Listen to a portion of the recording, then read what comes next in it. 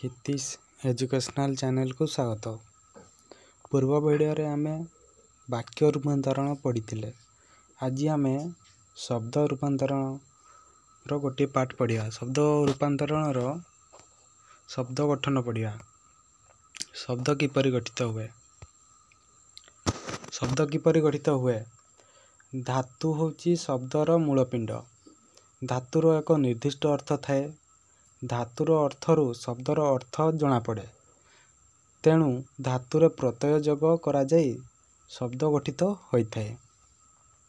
धातु बा मौलिक शब्द को प्रकृति कहा जाए।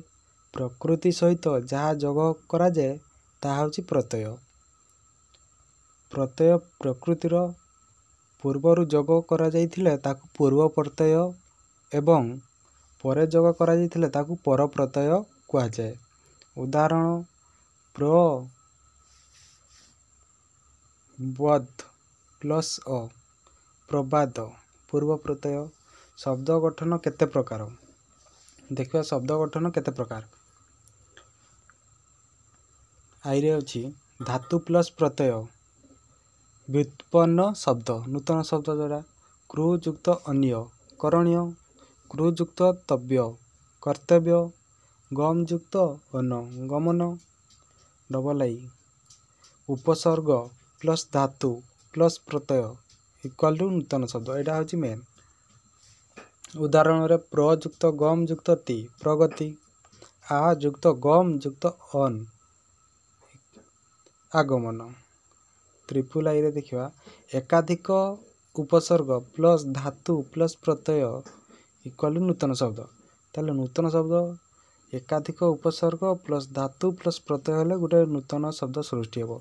उदाहरण रे होची प्रति युक्त आ युक्त गम युक्त अन प्रत्यागमन। प्रति युक्त आ प्लस गम युक्त अन प्रत्यागमन। डबल आई उपसर्ग प्लस प्रकृति इक्वल टू नूतन शब्द। उदाहरण होची अण प्लस ओसार प्लस ईसा इया इक्वल होची अण ओसारिया। अण प्लस ओसार प्लस इया अण ओसारिया। भी रे उपपद प्लस धातु प्लस प्रत्यय नुआ शब्द। उदाहरण होची कुंभ प्लस कु प्लस अ कुंभकार। भी आई उपसर्ग प्लस धातु प्लस प्रत्यय इक्वल टू नुआ शब्द। बी युक्त ज्ञा युक्त अन युक्त इक वैज्ञानिक। उपसर्ग काकु कहा जाए यह केते गटी। धातुरु प्रत्यय लगी शब्द गठित हैला बेले जदि धातुर पूर्वरे प्र परा सम अप इत्यादि प्रत्यय रहे सही प्रत्यय को उपसर्ग कहा जाए। एटा होची मेन पॉइंट। उपसर्ग काकु कहा जाए। डेफिनेशन संस्कृत भाषा रे उपसर्ग 20 टी। एही 20 टी उपसर्ग मध्य ओडिया भाषा रे प्रयोग करा जाए। सेगुडी हला प्र परा अप सम नि अधि सु निर दूर उत अति परि प्रति अब अनु बि अभि अपि उप आ। देखि देबा एक नंबर होची प्र रे प्रशंसा प्रताप प्रयत्न प्रदेश। 2 रे परा रे होची पराजय पराकाष्ठा पराभव परामर्श सॉरी। 3 रे होची अप रे होची अपमान अपराध अपकार अपहरण। 4 रे देखिबा सम संलाप संहार संहासार संजोग। 5 रे नि रे होची नियुक्त निमग्न निवृत निगृह निक्षेप। 6 रे अधि अधिपति अधिकार अधिनायक अधीन। तापर सुगम सुजोग सुमति सुदर्शन सुभद्रा।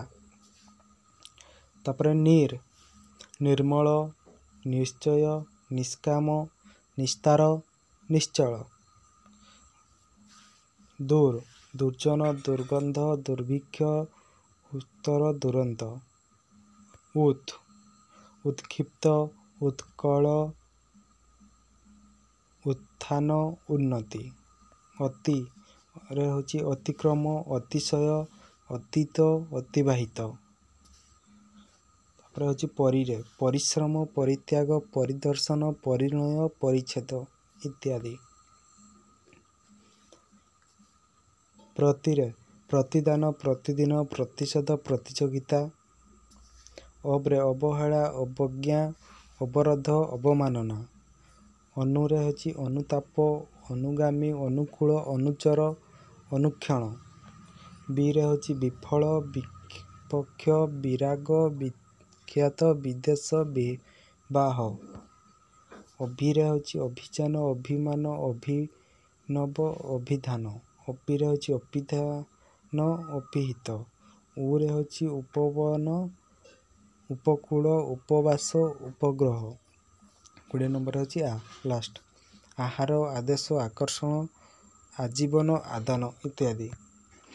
शब्द गुड़िकर पूर्व प्रत्यय लेख केमती हम पूर्व प्रख्यातर पूर्व प्रत्यय प्रयुक्त ख्यात प्रसिद्धि रे जाती प्रयुक्त सिद्ध पराभव परा युक्त भव अपकार अपयुक्त कार संसार सम संस्कार समयुक्त कार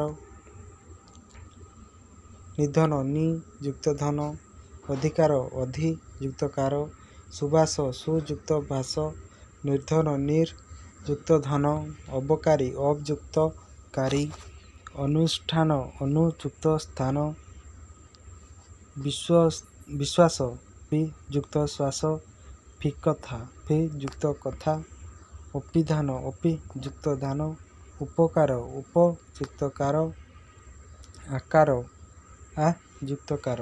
तापर होची बेसुर होची बेयुक्त सुर अंतर्द्वंद अंतयुक्त द्वंद अलोड़ा अयुक्त लोड़ा इत्यादि।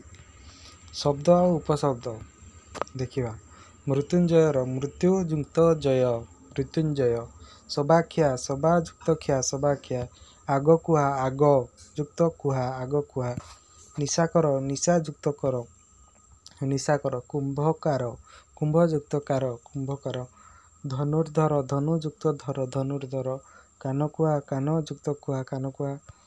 तापर होची बाड़ीख्या बाड़ीयुक्त ख्या गड़धर गड़युक्त गड़धरा गड़युक्त धरा आखिधरा आखियुक्त धरा बचस्कर बचह युक्त कर बचस्कर।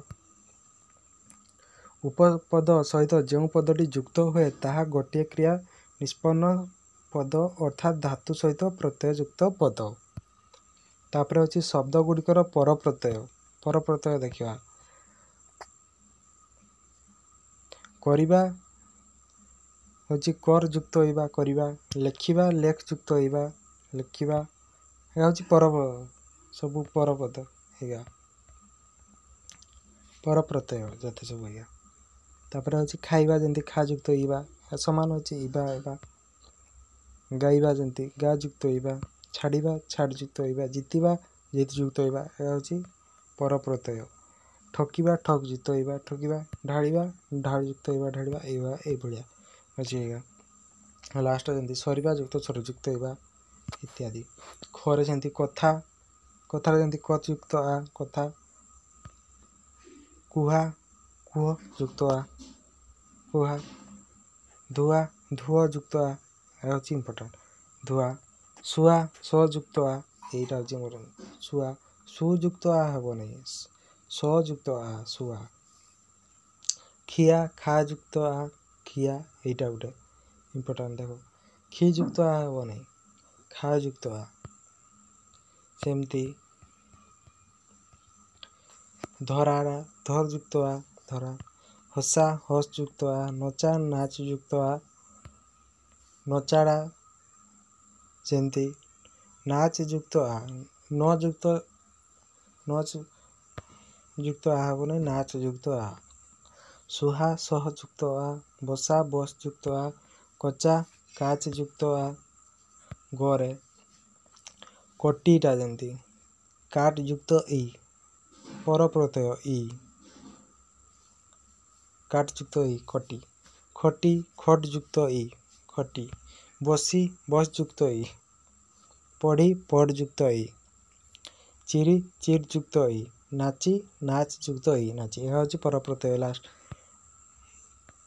ତାପରେ ଅନ୍ୟ କେତୋଟି ଉପସର୍ଗ ଆଉ କେତେଟା ଉପସର୍ଗ ସେ ଦେଖନ୍ତୁ।